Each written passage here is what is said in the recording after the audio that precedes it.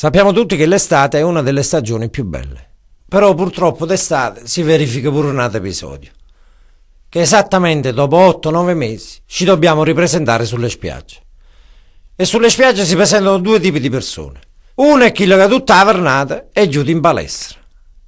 Chi che quando noi faremo che la borsa di ginnastica sotto braccio alle 3 del pomeriggio col temporale lo chiamiamo strunzo.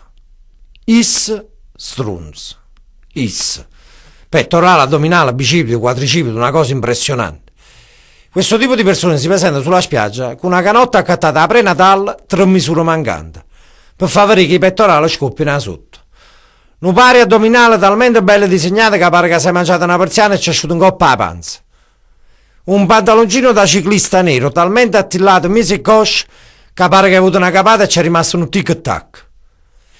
Questo tipo di persone non ha alcuna difficoltà a spogliarsi e rimane con lo slippino o il tanga.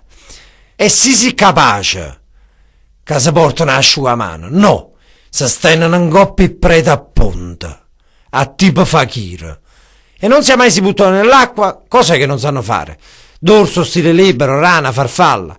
Una cosa impressionante. Poi arrivano chi come me. La prima cosa che facciamo ci guardiamo intorno, sulla spiaggia, con quell'aria affascinante e misteriosa che in realtà non è altro che lo scuorni di mettere in costume. Finché poi ci sediamo sul lettino, già stanchi. Ma anche fossimo da zappare a terra mezz'ora prima. Via le scarpe, via il pantalone, via la camicia e rimaniamo col costume modello girocollo, fino a un coppo panzone. Attimo di riflessione, onestamente, sono una mezza figura in merda. Non si capisce che là da mezza aiuta a finire. Ma poi pensando che gli altri non è che stiano tanto meglio, scendiamo dal lettino per andare a mare. Ed ecco che da lontano l'amico che non ti vedeva dall'estate scorsa, per paura che qualcuno ancora non ci avesse visto, esclama ad alta voce: Madonna, fai troppo schifo! Ti sei fatto come un porco! A quel punto pensiamo che cazzo sono venuto a fumare. E ci andiamo a stendere di nuovo, stavolta sotto il lettino, e iniziamo a fare i giuramenti con noi stessi. Quest'inverno, notte e giorno alla palestra, ma già portato pure uso a cappello. Finché man mano si abbassano le pretese. Vabbè, andrò un giorno sì e un giorno no. Finché poi rincuorati pensiamo: ma che me ne fotte, tanto sotto il cappotto la panza che avere. Così che ci alziamo di nuovo per andare a mare. Come mettiamo il piede nell'acqua e l'acqua gelida ci arriva al ginocchio, sta sempre una creatura che parte la rete, che ha mosso i karate e ci infonderà la capo per. Ma non è finita, perché intanto ci buttiamo nell'acqua e dopo aver nuotato un'ora e mezza sbattendo mano e piede, ci a girare, stiamo a 1,5 metri alla riva. Così che decidiamo di risalire, ma non abbiamo fatto ancora i conti con una cosa terribile quanto inspiegabile: l'erezione nel costume. Un'ora e mezza in dall'acqua con un po' di mascipo non fa una figura in merda. Il sole che ci picchia in testa, le maniche diventano fosforescenti e per giustificare il fatto che siamo nell'acqua a chiunque si avvicina esclamiamo: se sta troppo bello. Una volta usciti dall'acqua passiamo davanti allo specchio. Ora avete mai visto come sono fatti gli specchi sulle spiagge? Tenono una cazzimma esagerata. Non è che pigliano sulla capa, no, pigliano la capo per.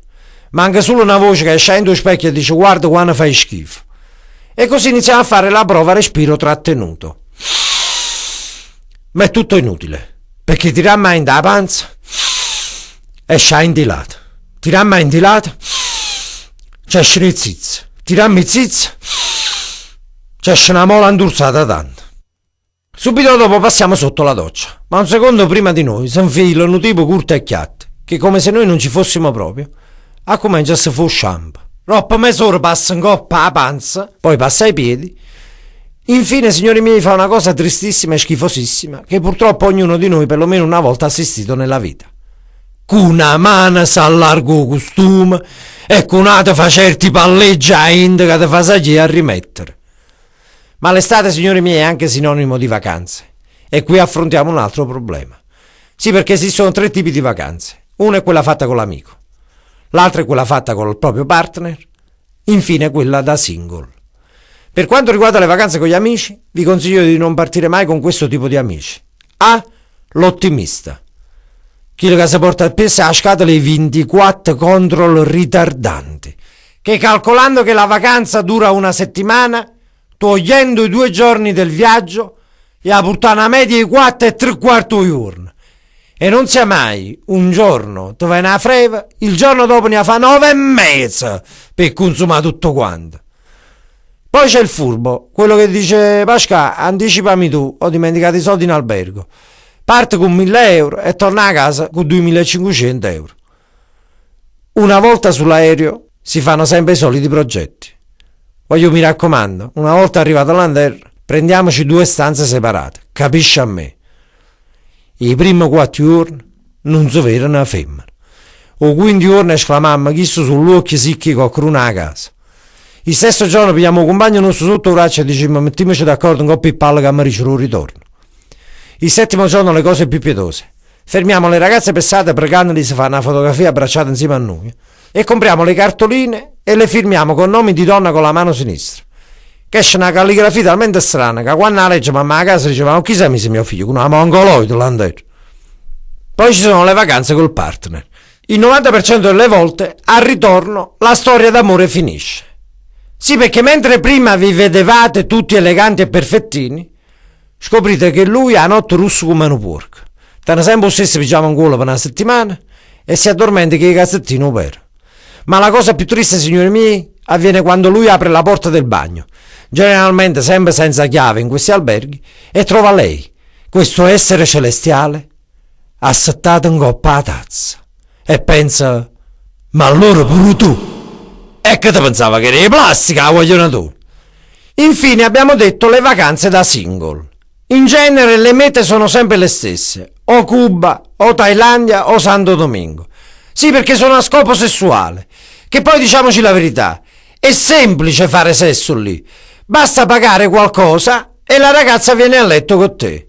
E c'è sta pure lo strunzo, che quando la mattina si sveglia e si sente sussurrare nell'orecchio: me sogno innamorata di te, pensa pure che sei una buona guagliona.